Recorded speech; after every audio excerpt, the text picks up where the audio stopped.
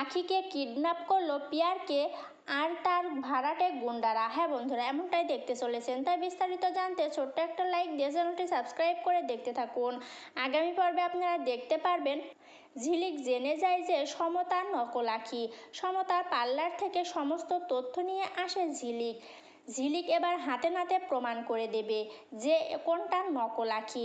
আর এদিকে নকল আখি বুঝতে পেরে যায় যে ঝিলিক প্রমাণ করে দেবে। তখন নকল আখি পিয়ারকে ফোন করে এবং পিয়ারকে ফোন করে বলতে থাকে, ঝিলিক জেনে গেছে আমি যে সমতা, আমি যে বম্বে যাইনি, এসব প্রমাণ ঝিলিকের কাছে আছে। সমস্ত কথা শুনে পিয়ারকে ভয় পেতে থাকে। নকল আখি পিয়ারকে বলে, আমি আখিকে মারতে পারবো না। পিয়ারকে রেগে গিয়ে তখন নকল আখিকে বলতে লাগে, এতগুলো টাকা দিয়েছি তোমাকে আমি। নকল আখি তখন বলে, আমি তো কম চেষ্টা করিনি মারার জন্য, অনেক চেষ্টা করেছি কিন্তু আমি পারিনি। এবার আপনি যা করার কিছু করুন। তখন পিয়ারকে একটা প্ল্যান সাজায় নকল আখিকে নিয়ে। কিডন্যাপ করবে আসল আখিকে।